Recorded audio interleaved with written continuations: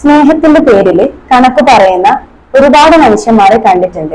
എന്നാൽ കപ്പിൾസിന്റെ ഇടയിൽ ഈ ഒരു സ്വഭാവം കൂടി വരുന്നതായിട്ട് കാണുന്നുണ്ട്. ഞാൻ നിനക്ക് ഇത് ചെയ്ത് തന്നില്ലേ, നിന്നെ പഠിപ്പിച്ചില്ലേ, ഞാൻ ഈ വീട് വെച്ച് തന്നില്ലേ.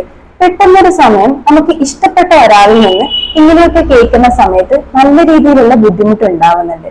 സ്നേഹം എന്നത് നാച്ചുറൽ ആയിട്ട് വരുന്നതാണ്, ഒരു പ്ലാൻ ഇല്ലാതെ. അങ്ങനെയുള്ള സ്ഥലത്ത് നമ്മൾ ചെയ്ത കാര്യങ്ങൾ ഒരു ലിസ്റ്റ് പോലെ നമ്മളുടെ മനസ്സിൽ പോലും ഓർമ്മ കാണില്ല. ഒരു ഉദാഹരണം പറയാം. ഒരു അമ്മ മകന് വെയിറ്റ് ചെയ്ത് രാത്രിയോളം ഭക്ഷണം കഴിക്കാതെ ഉറങ്ങാതെ നിൽക്കുന്നുണ്ട്. ആ ഒരു സമയത്ത് അമ്മയെ സംബന്ധിച്ച് അവിടെ ചെയ്യുന്ന കാര്യങ്ങൾ ഒരിക്കലും ത്യാഗമല്ല, മറിച്ച് അത് സ്നേഹത്തിന്റെ പേരിൽ വരുന്ന ഒരു സംഭവമാണ്.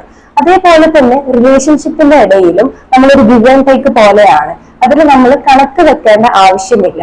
ഈ റിലേഷൻഷിപ്പിന്റെ ഇടയിൽ എപ്പോഴൊക്കെയാണ് നമ്മൾ കണക്ക് പറയൽ സ്റ്റാർട്ടായി കഴിഞ്ഞാൽ അവിടെ എന്തൊക്കെയോ ഒരു പ്രശ്നങ്ങൾ വരുന്നതായിട്ട് നമ്മൾ മനസ്സിലാക്കേണ്ടതാണ്.